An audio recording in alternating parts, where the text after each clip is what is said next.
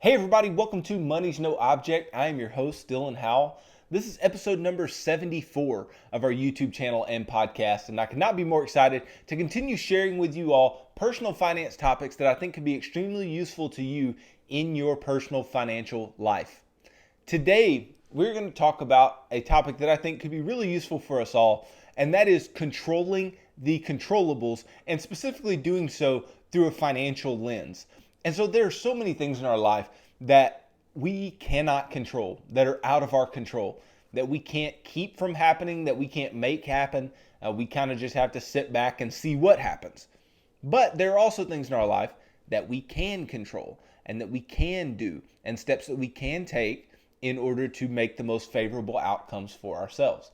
And so when it comes to that thought process, we have to know that we can only control the controllables, but we still want to put ourselves in the best position that we can to where when uncontrollable things happen, we can still be in a favorable position. Before we get started, guys, if you could go down below, hit the big red subscribe button, like this video, leave me any feedback in the comments as we go along if you could. If you're listening on Apple or Spotify podcasts to this episode, thank you. If you could, though, go and subscribe and leave me a review on either one of those platforms. Follow me on social media at MNO with Dylan. And if you want to do one-on-one financial coaching, if you want to have somebody help you walk through a financial plan that would help you over the long term, then I can definitely help you do that through a financial coaching session or several financial coaching sessions. But you can go to my website, www.mnowithdylan.com, click on the Work with Dylan tab, and pick the financial coaching session that would work best for you and sign up for that today. So let's just start by asking a simple question. Are we really in control of anything? Like, that's kind of at the crux of what today's video is about, because we're talking about controllables and uncontrollables. So are we really in control of anything at all? And the simple answer is not really.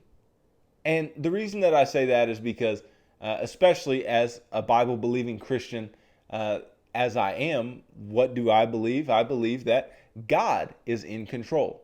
God is above all, and He is controlling everything that is going on. Now, does that mean that I don't have a responsibility? No.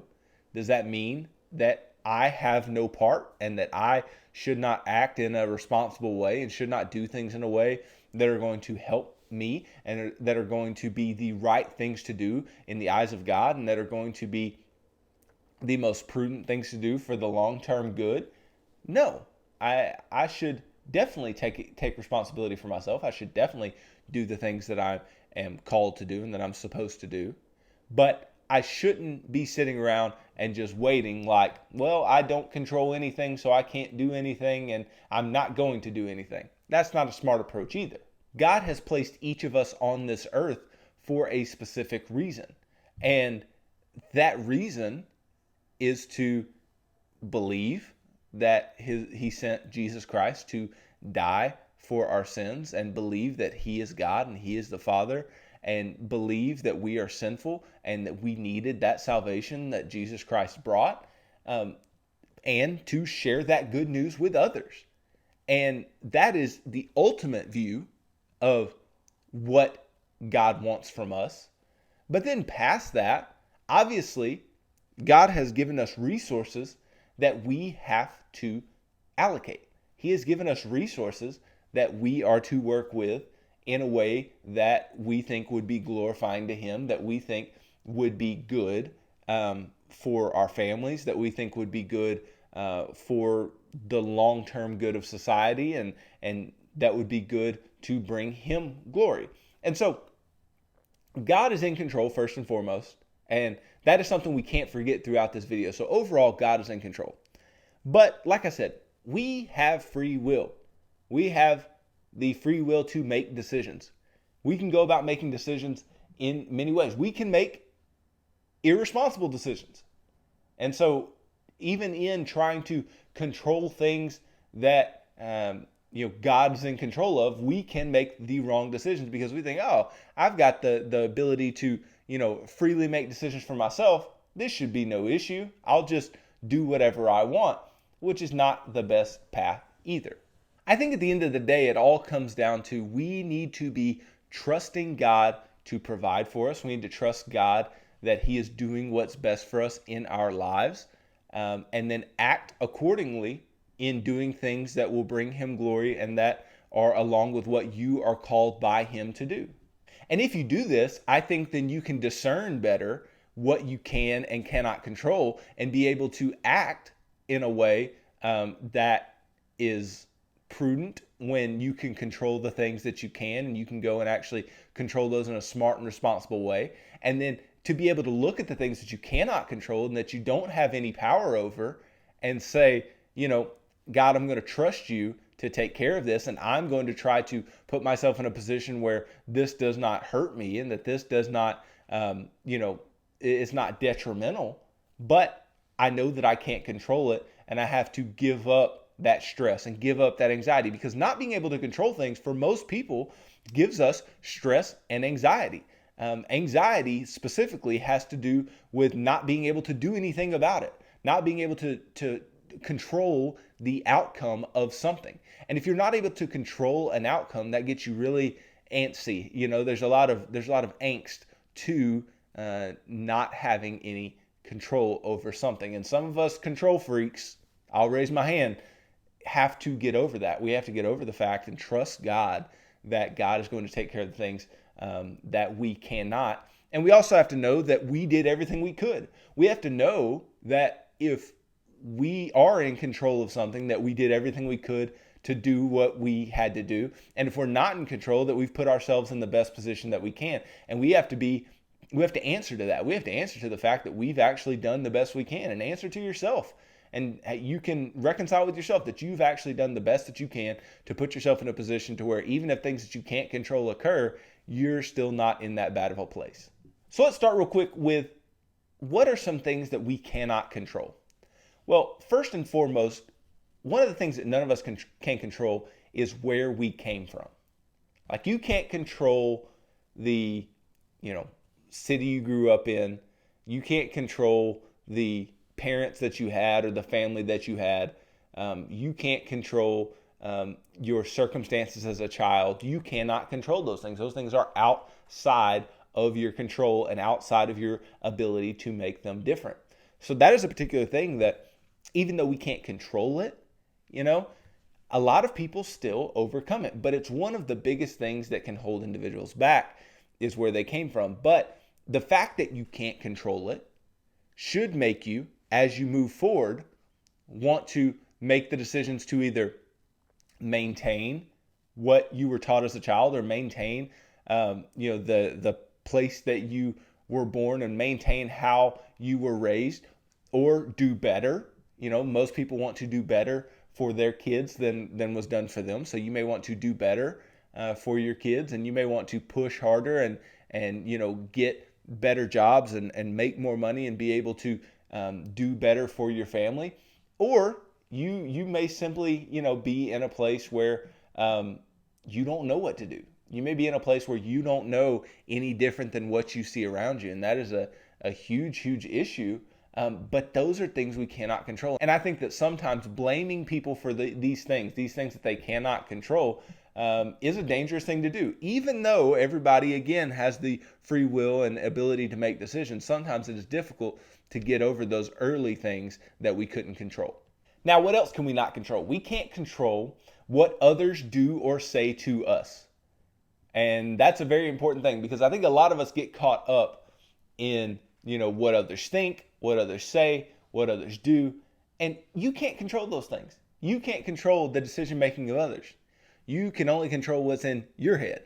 You can't control the decision making of others. And given that is the case, then others shouldn't be impacting your decision making. Others that you do not necessarily trust, or do not ask their opinion, or do not look for their opinion, should not be giving it to you. And you should not be, if they do give it to you unsolicited, then you should not be taking it to heart. It should not be something that affects you down to your core. But a lot of people let it do that. A lot of people let it get to the heart of them and make them miserable. They're miserable because they think that other people think a certain way about them. And that's a tough place to be, because you should not care. Forget what other people think about you, because you cannot control it. All you can control, and we'll talk about this in a little while, is how you react to what people think and what people do and all of those things. You can control those reactions, but you cannot control how those people choose to treat you and act around you, and the things that they do to you. You can't control that. And for many of us, we have to make the conscious effort, the thought process, put the thought process in of, I'm not going to let so-and-so ruin my life, ruin my experience, ruin my fun. I'm not going to let so-and-so do things to me because that's out of my control. I'm just going to live the way that I would choose to do, and not put so much stock into what that person thinks or says. And this is a very hard thing to do, but it will make us a lot more joyful, a lot more content, a lot more happy in the long term if we just chose to do this. Now, financially, a couple things that you can't control are things like emergencies.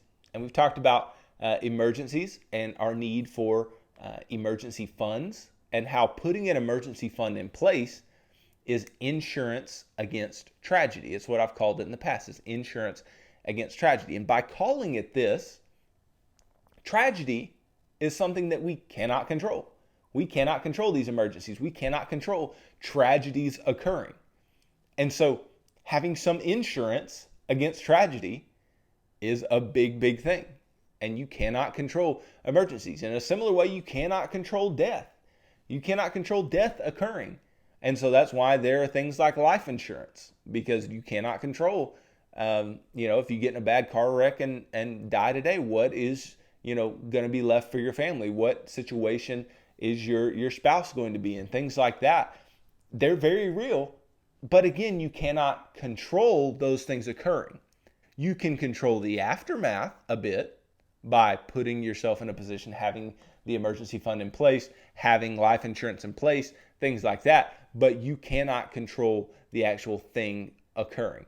And that's a common theme among things that you cannot control, is that you have some things that you can put in place that will help you if those things do occur, and you can control those things, but you cannot control the actual occurrence of the emergency, the tragedy, any of the things that we are talking about that you cannot actually control. And then I want to quickly talk about this. You also cannot control the stock market.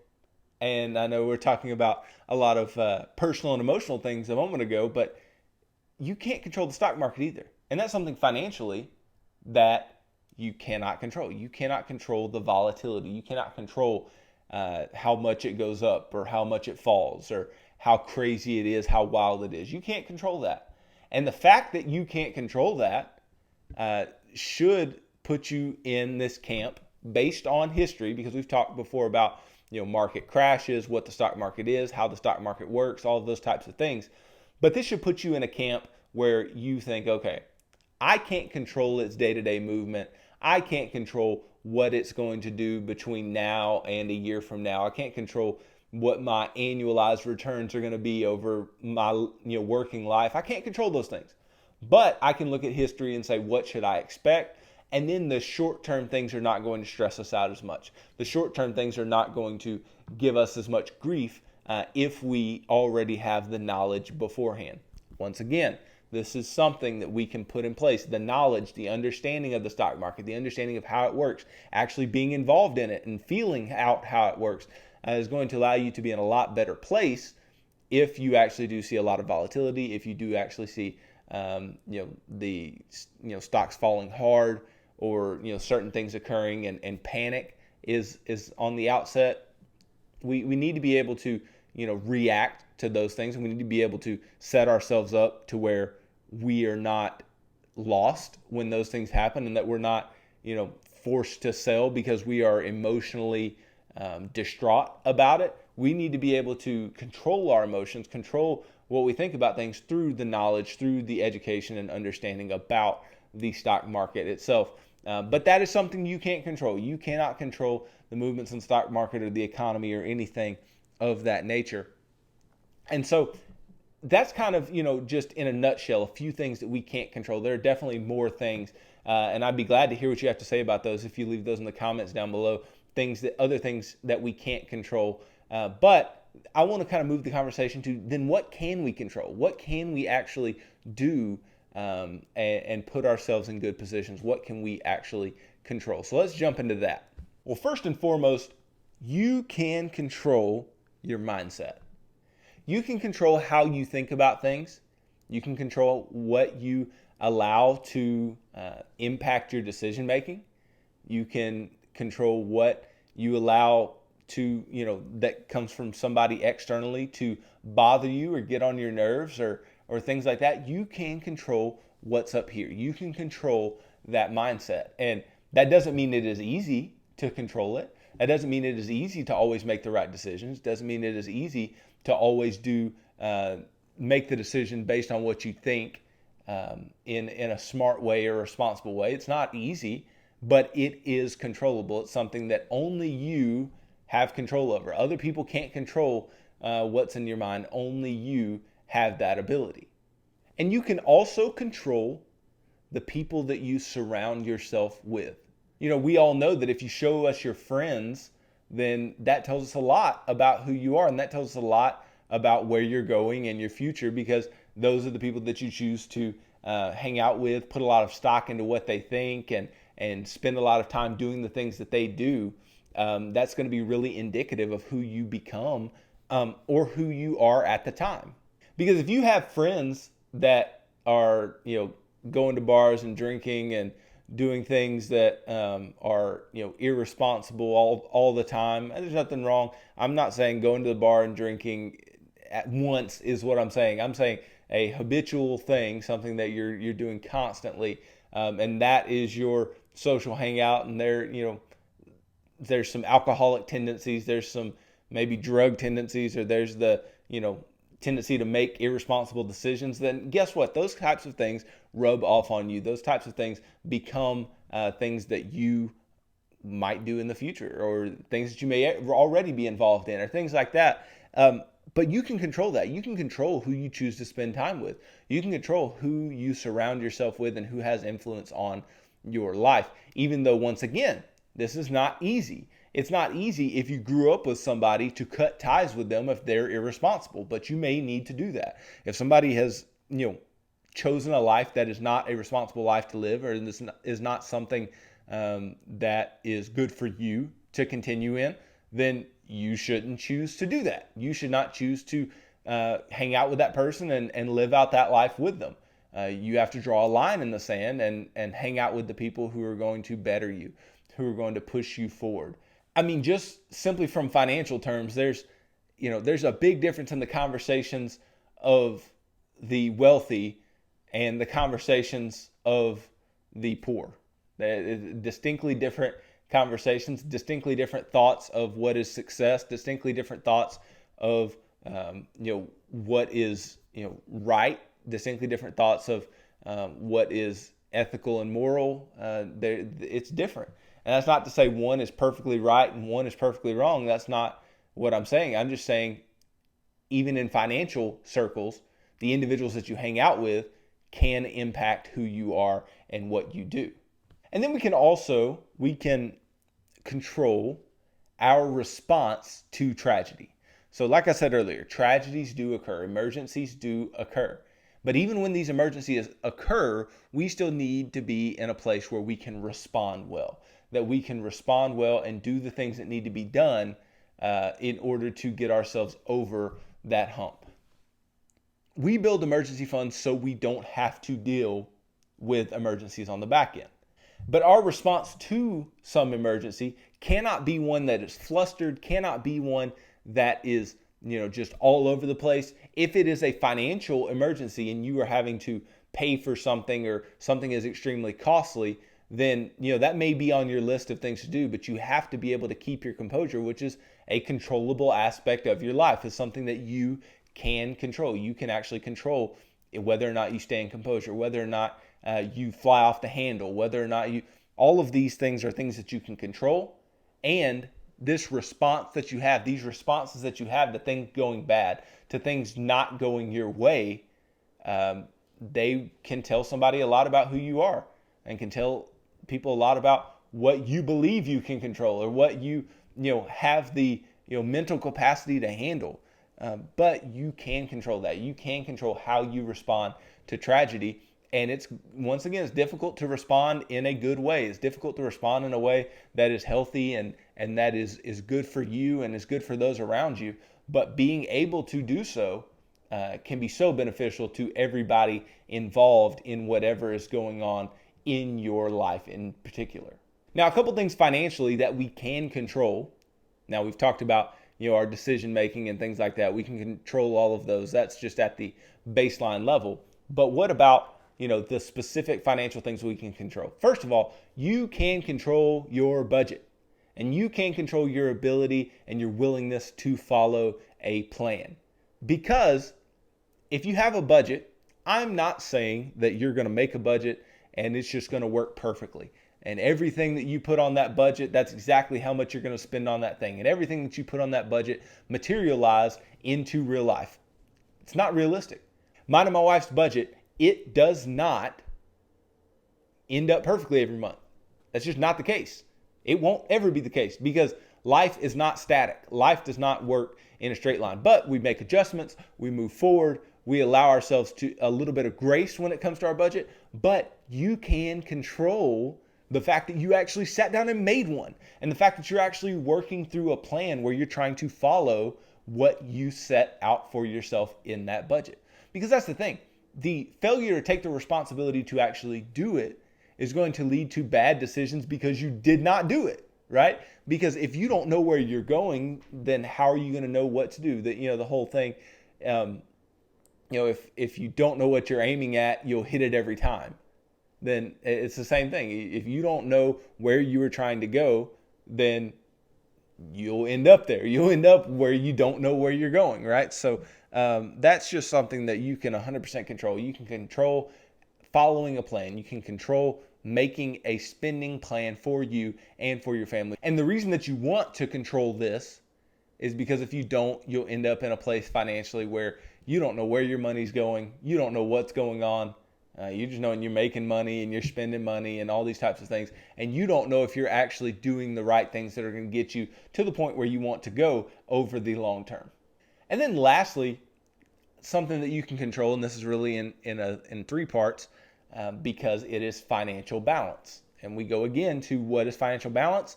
Well, it is giving, saving, and spending in proportions that are impactful and responsible in your own life. So what do I mean by we can control our financial balance? Well, we can control where we choose to allocate our money, right? Now, it's hard to control this when you have a bunch of debt. It's hard to control this when you are in bondage to payments. But if you're out of debt and you have an emergency fund, then you can 100% control where you choose to allocate your money and in what percentages. And this is a huge thing because this is part of that aspect of we are managers of God's money. And so we have the free will to make the decisions on how we allocate our money. But there are obviously better ways to allocate your money than others. Obviously, we have to be doing all of these things in impactful proportions because you don't want anything to seem like it is just not occurring or that it's not significant, because then you might end up not doing it at some point. So giving in particular is something that gets so overlooked that we don't want to be in a place where we're doing it in proportions of our income that are not impactful. Then we may just determine that we're not really doing much good anyway. We're not going to do that. And if you don't do that, you can get out of financial balance, as we've talked about previously. But you also don't want to be doing that with your investing or your spending, because it can also put you in negative financial situations. Because if you're investing a lot or not investing at all, let's say, or investing very little, then you may determine that, oh, this isn't doing much for me. I'm just not going to invest. I'll just spend this money. Or if you're not spending much, then you're going to be investing and saving and giving a lot. But this may put you in a place where you're not actually content because you're not doing anything for yourself. You're not doing anything that is showing you a use of your money directly. So these are all things that can be controlled. You can control how you give, you can control how you invest and save, and you can control how you choose to spend your money. And all these things that fall into your control, you should choose to do. You should choose to control them, not be passive and allow them to control you, because it definitely can, because your money can control you if you don't try to take the reins, follow a plan, make the budget, maintain financial balance, all of these things. And let me just be clear, you will lose control from time to time. There will be times where things out of your control happen and you feel like you're just spinning. You feel like there's, how am I going to get out of this? How am I going to, make my way back into being in control of some things? Once again, like I said, those of us who are kind of control freaks, we have a hard time in being out of control, but you can regain some control, and you need to be prayerful in the fact that you are in this place that you can't control anything. And again, like I said at the outset, God is in control of everything. And so be prayerful about it and understand that you don't have ultimate control, but control the things you can to give yourselves the best outcome in those situations where you can't control much and things may not be going your way. So, I do fall in that place where a lot of times I want to control everything, and I have to be realistic with myself, and I have to be realistic in speaking to you guys that you just can't. You cannot control everything. And the things that you can control, you need to take responsibility for the things that you can control, but you also need to look at the things that you can't control and be trusting God for those things, and be trusting that you're putting yourselves in the right positions to be successful in those places over the long term.